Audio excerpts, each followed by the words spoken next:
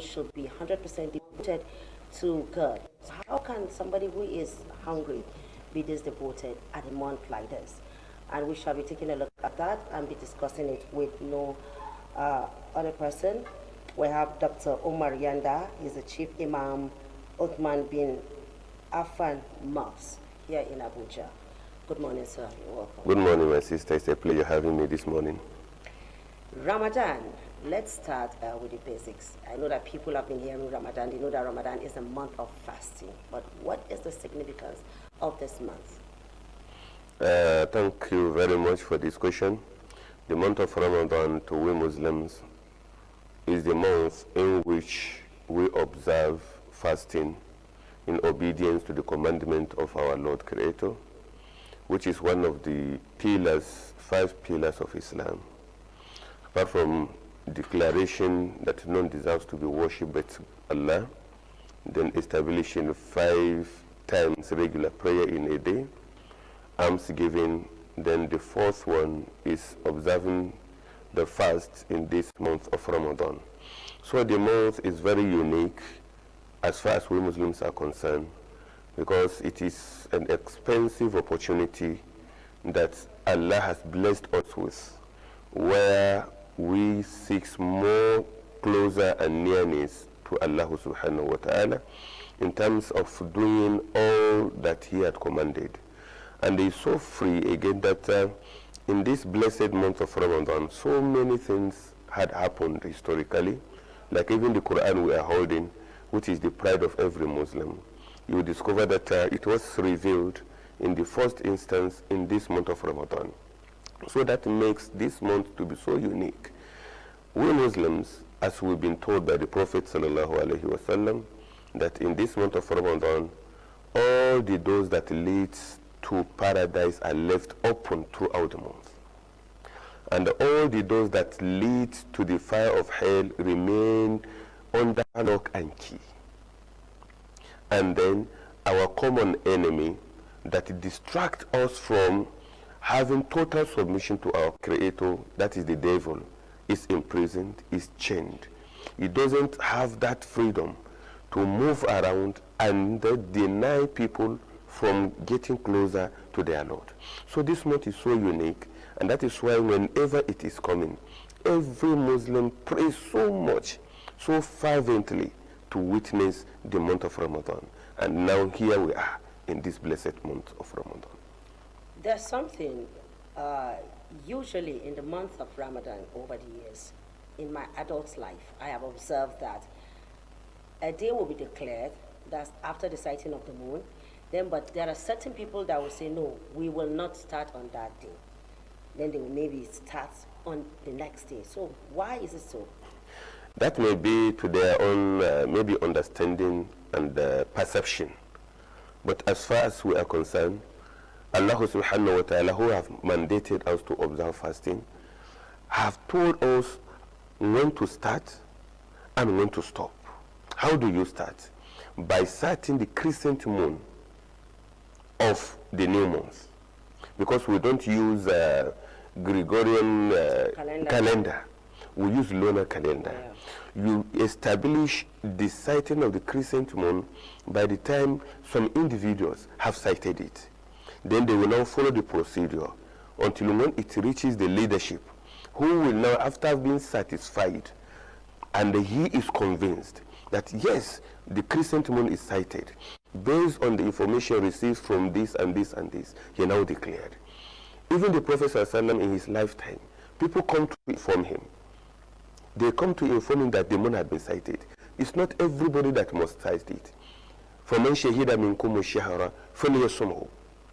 Whosoever information have reached on the sighting of the crescent moon, Allah now says, فَلْيَصُمْهُ. He should observe the fast. So the issue of saying, until when I see it, I don't believe in this, I don't believe in that, is a kind of misconception, a kind of misunderstanding that those individuals have had, which their own point of argument is so baseless. It is not accepted, it's unacceptable as far as Islam is concerned. Once information have reached you, it has been cited, and when the crescent moon appears, it doesn't last longer for everybody to see.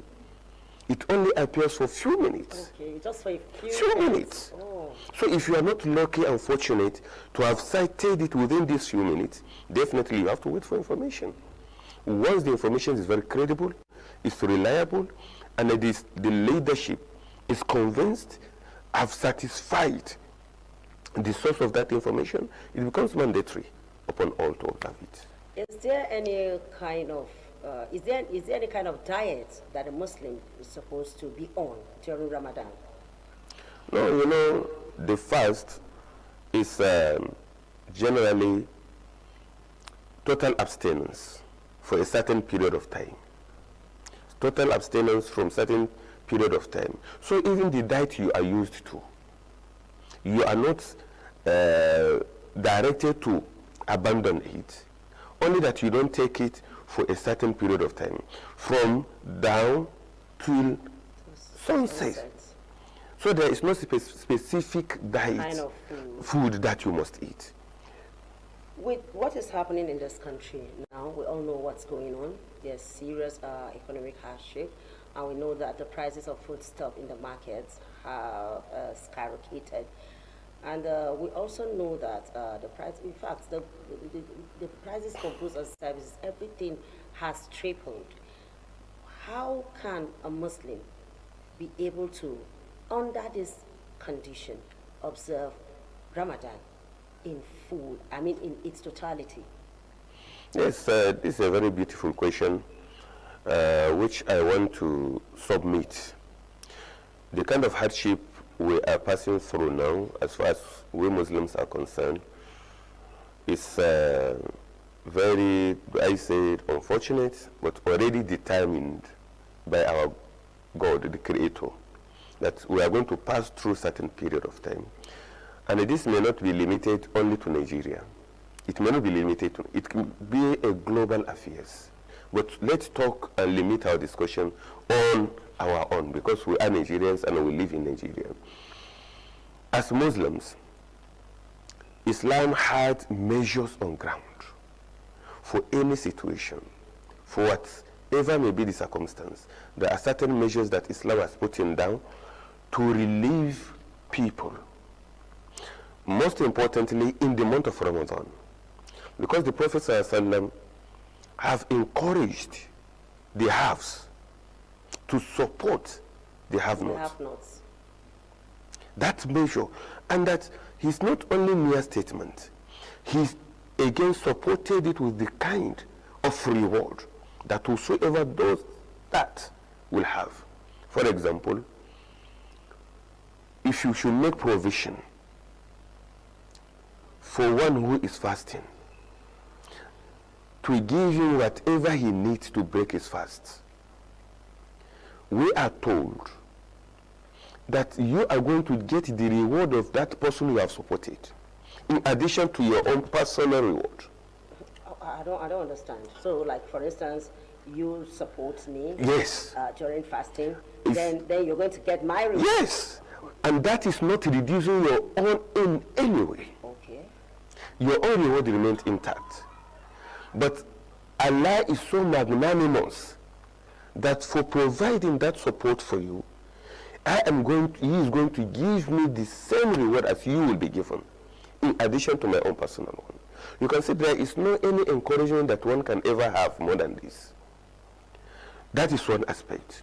Another measure put on ground in supporting one another, there is that institution of zakat, alms given, which is number 3, whereby so many Muslims that are well-to-do do prefer giving it out in this blessed month of Ramadan.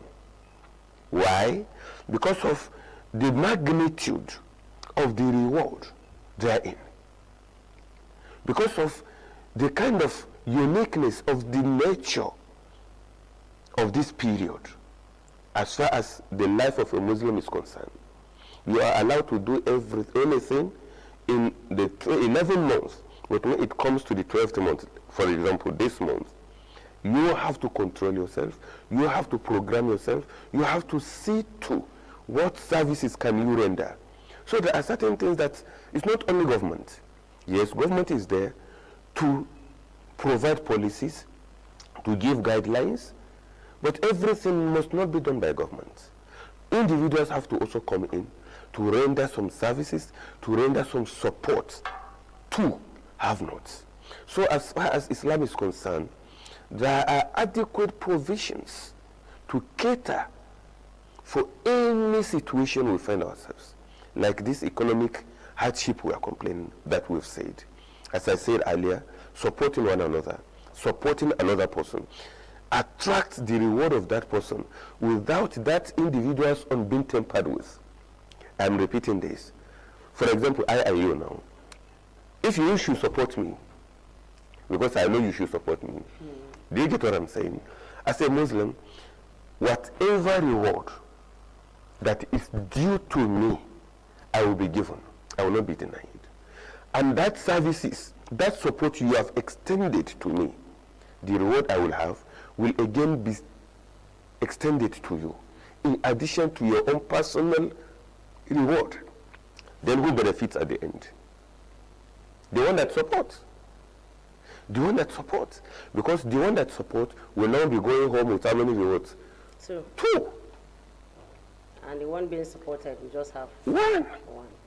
You can see how Islam have created some kind of windows for those that have, by way of encouraging them to support the have-nots. Because it's not their making. It's just by Allah's design that He had given them that wealth that they have. Then He now says, okay, support that person that out of my own wisdom I have not given him. It shouldn't be only for you. You just mentioned Allah's design. Yes. Now, I want to come this way. When a government decides to implement policies that negatively impact on the lives of the citizens, can we say that is Allah's design? You see, I have been very selective in my language, that I say government make policies, and the policies that government should make should be policies that has human face. Because I don't want to submit to such a position that government should intend to negatively come up with policies that will sort of create hardship on the citizens. They may mean well, but either gotten a step missing while trying to implement that policy. I don't know whether I'm communicating.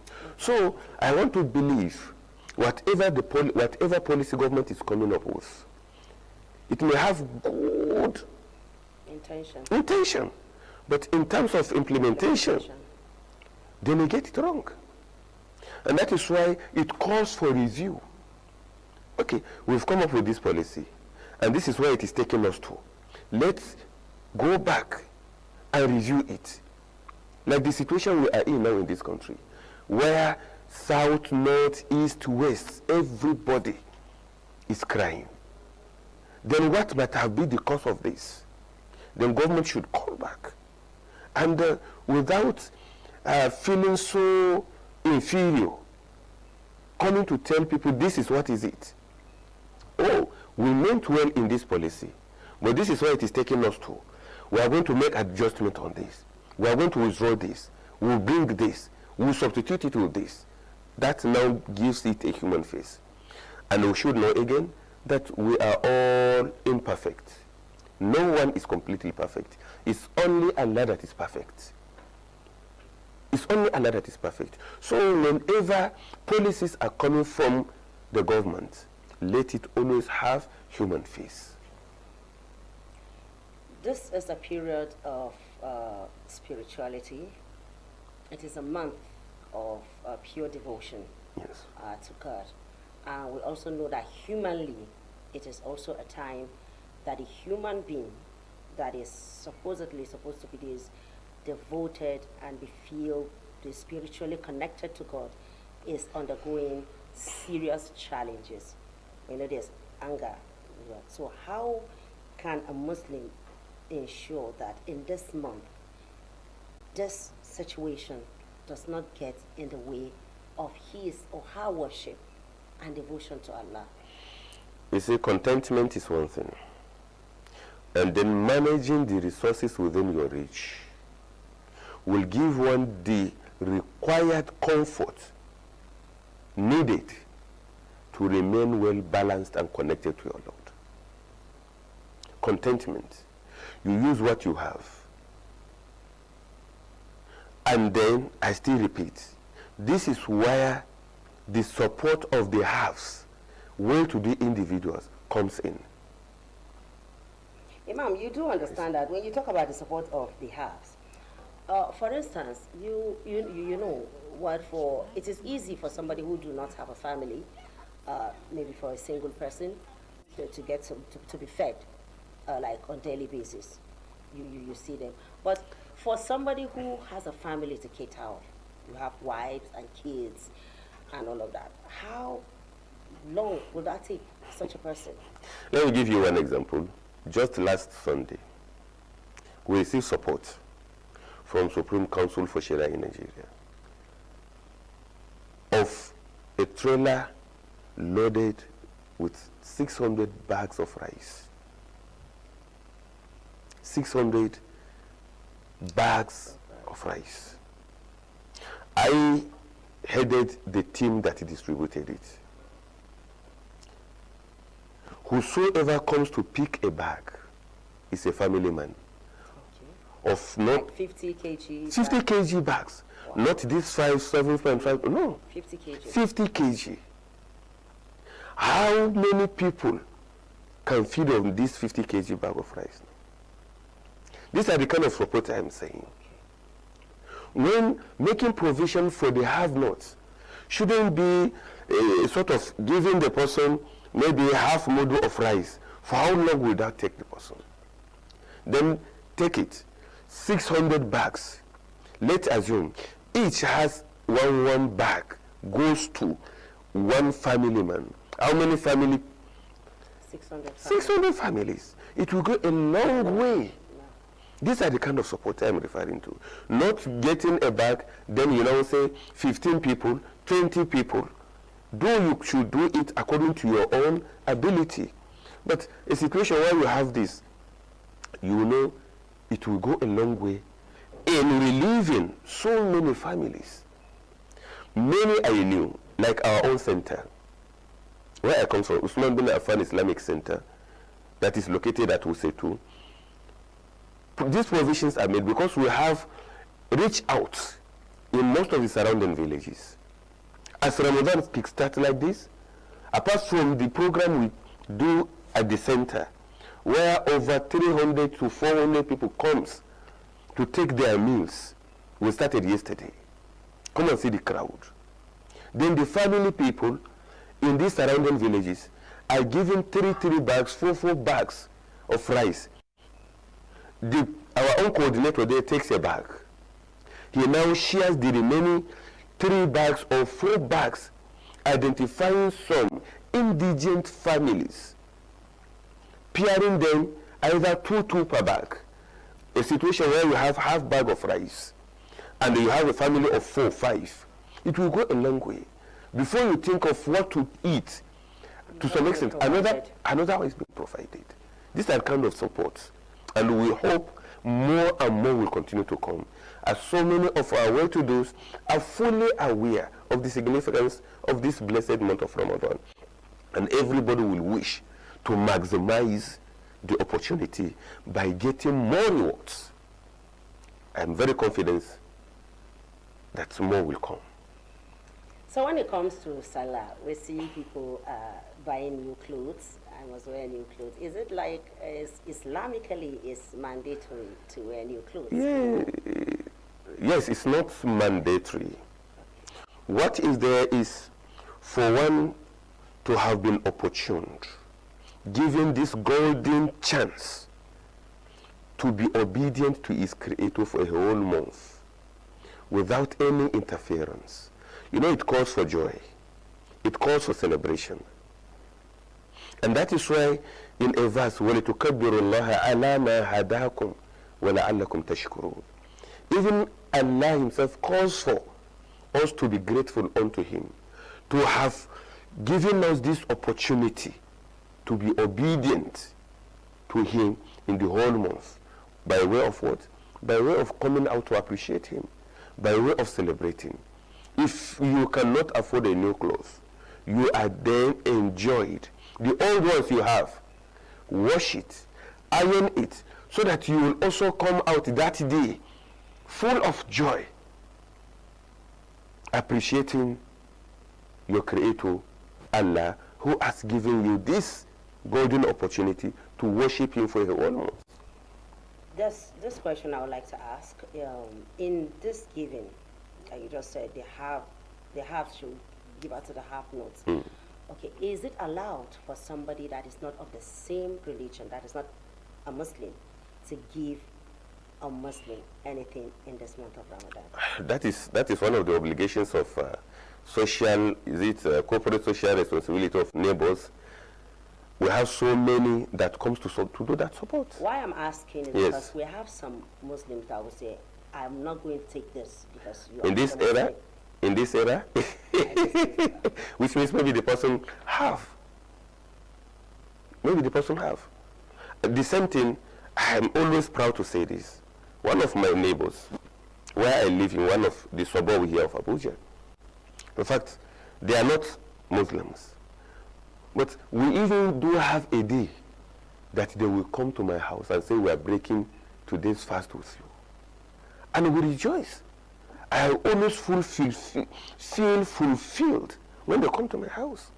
The same thing my family goes to them. So there are certain things that rigidity cannot give us that which we want.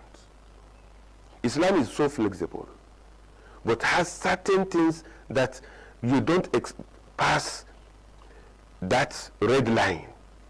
But when it comes to maybe social interactions, when it comes to economic engagement, there is no limit to our own interactions in those areas. Social interaction, for example, like feeding. If a non-Muslim should give me something, oh, I am supporting you because you are in this month of Ramadan, good and fine.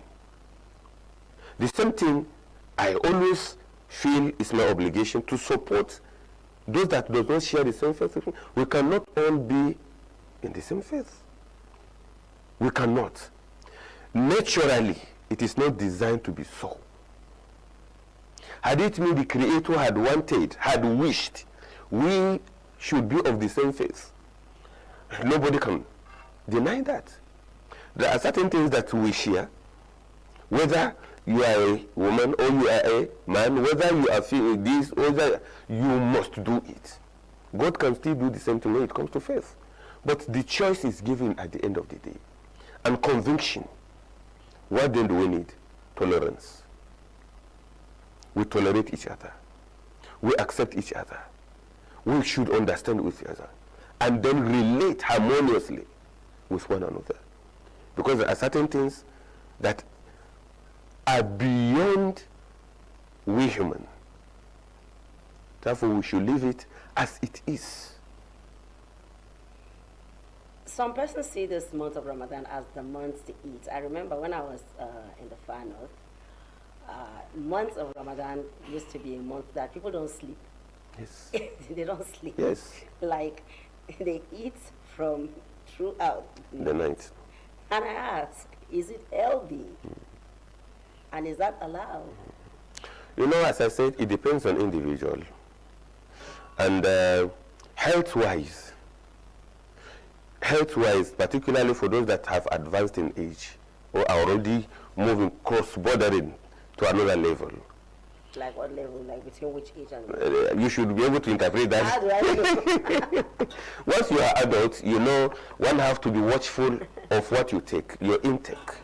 Exactly. You have to be watchful. And that is why some people take light food when they are breaking their fasts. Light food. But when it comes to down meal, they take heavy meal. Because from morning, like this, you go about, which is also part of the night. Isn't it? So, in the night after sunset, you are allowed to continue to eat all those things that you have been restricted not to take in the afternoon. You can't. Like some children, they will say, I want to eat this, I want to eat this, I want to eat this, I want to eat this, I want to eat this. You don't limit them by way of encouragement, because some of them have started coming up with that training. So among the things you should, they will say, I want this to break my fast on this, this, as a parent if you can afford. As a way of give them. But we as an adult, let's be watchful and guard what we eat. At what age should someone start fasting? As soon as one has attained the age of poverty, it becomes compulsory.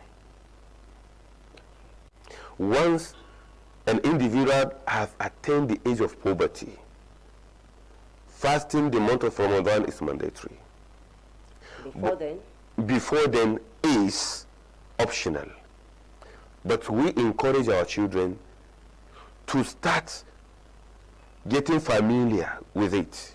And that is why in some houses, depending on the age of the child, they will say, when you start now, maybe around 10, eat something. Okay. Then we tell the child, you know, some children, they are very hungry, but let them not be laughed at. They will say this. Then parents encourage them, no, when you take white food, or when you take biscuit, it does not break your fast. So take biscuit, then continue.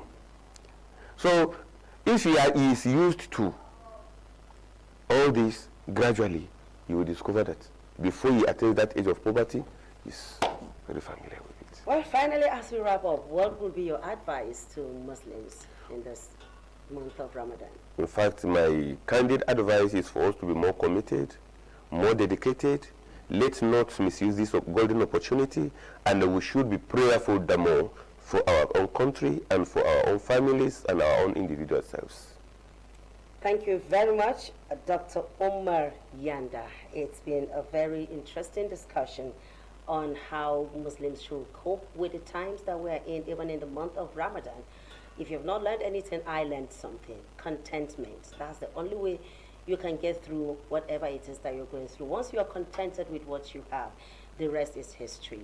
Everything fall into place. Thank you very much for being part of this program. We've been discussing coping with hardship in this time of Ramadan, and it's been with Chief Imam Uthman bin Affan, the Chief Imam of Uthman bin Affan Mosque, Dr. Umar Yanda.